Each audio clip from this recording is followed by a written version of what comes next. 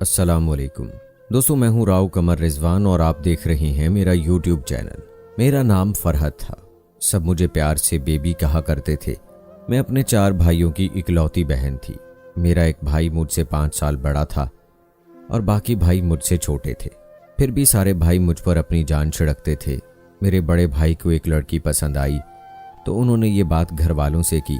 मेरे घर वालों ने कहा कि ठीक है, हम रिश्ता देख आएंगे, पर लड़की वालों की एक अजीब शर्त थी कि पहले वो हमारे घर आना चाहते थे, हमारा घर और रहन सहन देखना चाहते थे।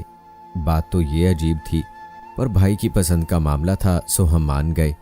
हम सब उनके आने का इंतज़ार कर रहे थे। भाई सुबह से तैयार हो रहा था और बहुत खुश लग रहा था। मुझे तो ये सूरत हाल काफ़ी अजीब लग रही थी। वो लोग शाम को हमारे घर आए।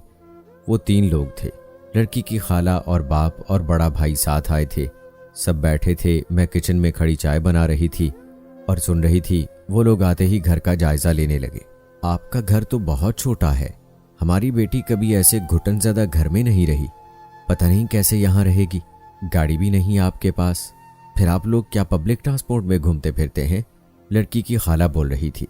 मेरी माँ ने बात का रुख बदला और मुझे आवाज़ लगाई कि सबके लिए चाय ले आओ। मैं सबके लिए चाय और कुछ खाने पीने का सामान लिए कमरे में दाखिल हुई।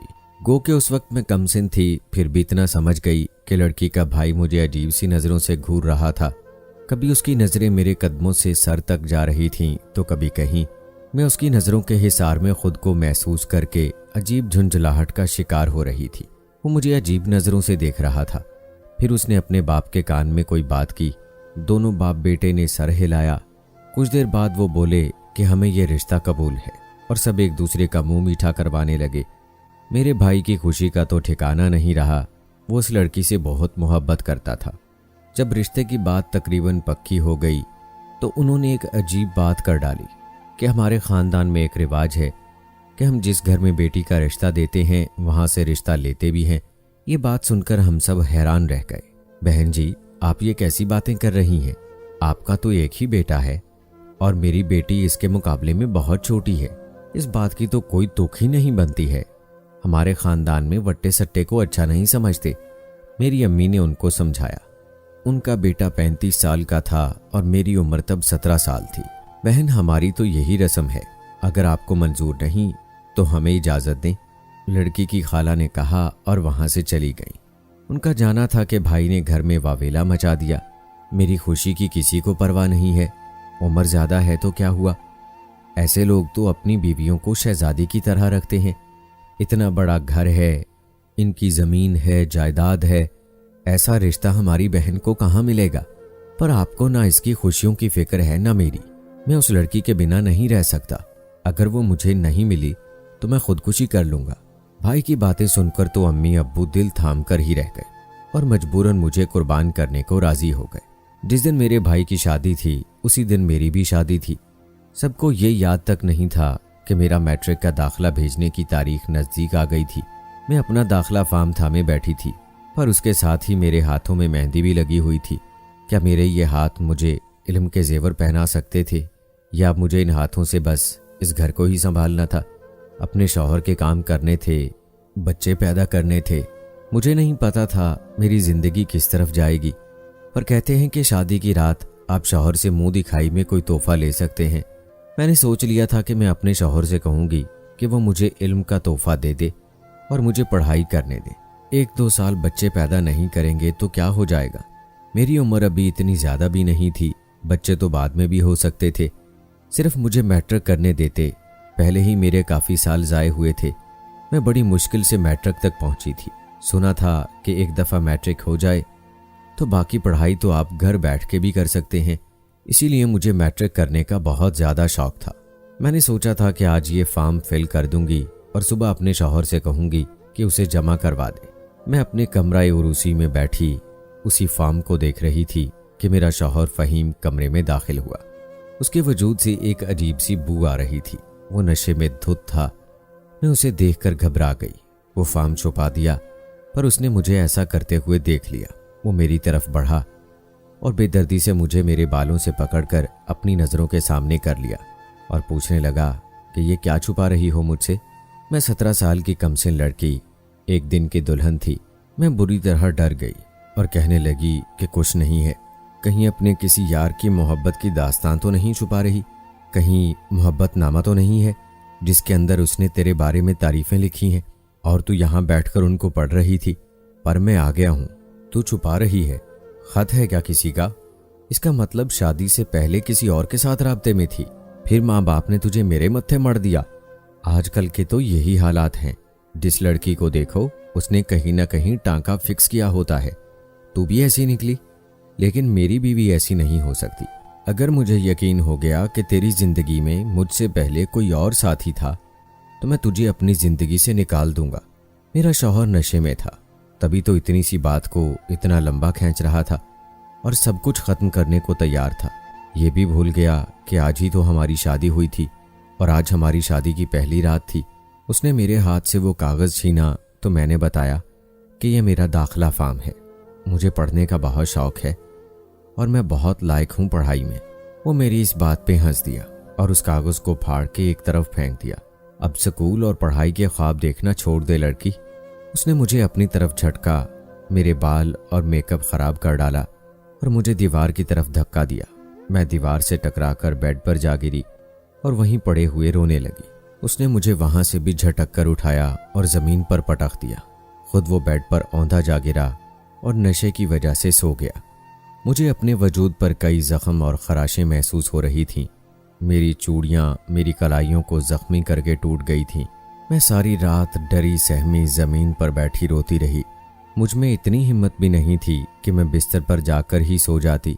सुबह दरवाजे पर दस्तक हुई। मैंने दरवाज़ा खोला तो वो मेरे ससुर थे। मुझे इल्म नहीं था कि उनका ये सवाल करना मायूब के ज़ुमरे में आता था कि बेटा तुम्हारी रात कैसे गुजरी। मैंने कोई जवाब नहीं दिया। उन्होंने कहा कि इस वक्त मैं चाय पीता हूँ, मेरे लिए चाय बना दो। मैंने कहा जी अब्बू जी, और चाय बनाने चली गई। कहते हैं कि आपके सामने कोई रो रहा हो तो आपको पता चल जाता है, किसी की आंखों में आंसू हों तो दूसरे शख्स को पता चल ही जाता है और वो पूछ ही लेता है कि क्यों रो रही हो आखिर। ये मेरे शौहर का बाप था ही, सिर्फ यही मेरे शौहर को डांट सकता था या उससे सवाल कर सकता था। जो मंजर मैंने रात को देखा उसके बाद मेरे अंदर तो इतनी हिम्मत नहीं थी कि मैं उससे कोई सवाल करती। मेरे ससुर ने मुझे देखा भी कि मैंने अभी तक उरूसी जोड़ा पहन रखा है। मेरे चेहरे पर भी खराशें लगी हैं और रोने की वजह से आंखें भी सूजी हुई हैं, लेकिन उन्होंने इस बात को महसूस ही नहीं किया। अगले दिन मैं बहुत परेशान थी। जैसे ही फ़हीम कमरे से निकला, मैंने अपने दाखिला फार्म के दोनों टुकड़े उठाए और उनको जोड़ा।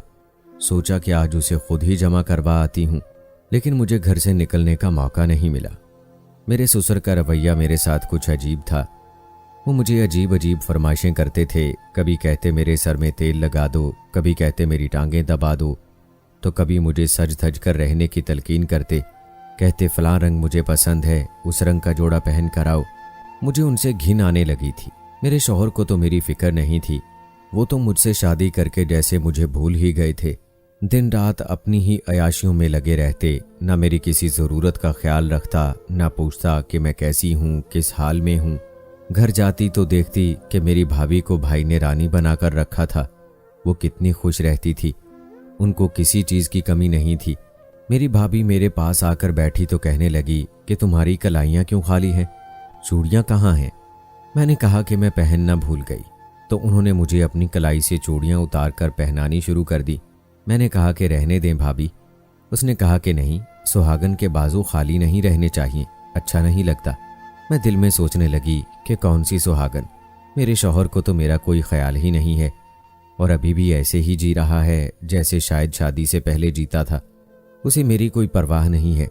मेरी भाभी मुझे बताने लगी कि भाई ने उनको कितने सारे तोहफे दिए हैं, वो लोग सैर करने भी गए हैं और भाई ने उनको कहा है कि वो हर महीने उनको एक तोहफा दिया करेंगे। मेरी भाभी कहने लगी कि सारी ज़िंदगी तो ये रूटीन फॉलो नहीं करेंगे, लेकिन फ़िलहाल तो दिन बड़े अच्छे गुजर रहे हैं। हर महीने मेरे लिए एक अच्छा सा तोहफा लेकर आते हैं, कोई ना कोई सोने की ही चीज़ होती है। मैं उनकी बातें सुन रही थी और सोच रही थी कि चलो कोई ना कोई तो खुश है, किसी को तो शादी रास आ गई। मुझे तो शादी बिल्कुल भी रास नहीं आई थी। मेरी ज़िंदगी तो बहुत अजीब गुजर रही थी। पूरा दिन मैं डरती ही रहती थी कि कहीं मेरे साथ कुछ हो ना जाए। मैंने अपने घर वालों को अपनी हालत के बारे में कुछ नहीं बताया क्योंकि मैं उनको परेशान नहीं करना चाहती थी। फॉर्म जमा करवाने में सिर्फ एक दिन रह गया था। मैं बहुत परेशान थी। मैंने इरादा कर लिया कि अब मैं खुद जाऊंगी। अम्मी के घर जाने का बहाना करती तब भी बात नहीं बनती। फ़हीम मुझे सिर्फ एक बार घर ले गए थे, वो भी रात को, और फॉर्म तो मुझे दिन में जमा करवाना था। मैं बड़ी मजबूर हो गई। मैंने सोच लिया कि कुछ ना कुछ करना ही पड़ेगा, नहीं तो मेरी ज़िंदगी तो इसी तरह बर्बाद हो जाएगी। अगर मैं पढ़ी लिखी ना हुई तो अपने लिए कभी भी कुछ नहीं कर पाऊंगी। मेरे हाथ में तो कोई हुनर भी नहीं है कि जिसका इस्तेमाल करके अपनी ज़िंदगी को थोड़ा बेहतर बना लूं। इसीलिए सोच लिया कि कुछ ना कुछ तो करना ही है। मैं घर से बिना बताए निकल गई और जाकर फॉर्म जमा करवा दिया। पर वापसी पर मुझे मेरे शौहर ने रिक्शे से उतरते हुए देख लिया और मुझे सड़क से मारते हुए घर तक लाया। मुझे इतना मारा कि मैं लहूलुहान हो गई। ज़मीन पर अधमरी हालत में पड़ी थी कि मेरे ससुर मेरी तरफ आए और मुझसे झूठी हमदर्दी जता के मुझे अपने कमरे में ले जाने लगे। फ़हीम, तुझे शर्म नहीं आती? ये तूने क्या कर दिया? फूल सी लड़की को इतना मारा। बेचारी इतनी खूबसूरत बीवी है तेरी। अगर ऐसी बीवी मेरी होती तो मैं तो इसको कभी ये खराश तक ना आने देता। मेरे ससुर की उम्र थी इस तरह की बातें करने वाली क्या? वो मेरे शौहर को कोई और मिसाल देकर नहीं डांट सकते थे? और औरत को बेवकूफ़ कहने वाला मर्द ये नहीं समझता कि औरत के दिमाग में अल्लाह ने एक सायरन रखा होता है जो इस टाइम बच जाता है जब वो देखती है कि सामने वाले मर्द की नीयत क्या है। औरत को फौरन पता चल जाता है कि उसके सामने खड़ा हुआ शख्स उसे किन नज़रों से देख रहा है। और मुझे भी फौरन से ही पता चल गया कि मेरे ससुर की नीयत क्या है। वो मुझे हमदर्दी जताते हुए अपने कमरे में लेकर जा रहे थे। उनको पता था कि मेरा शौहर नशे में था और उसके बाद उसने सो जाना था और रात तक उठना ही नहीं था। मेरे लिए तो ये आर या पार वाली सूरत हाल बन गई थी। मैं फौरन उनका इरादा भांप गई और अपनी आखिरी ताकत इस्तेमाल करते हुए उनकी गिरफ्त से निकली। अपनी घर की तरफ भाग उठी। मेरे घर वाले मेरी हालत देखकर हैरान रह गए।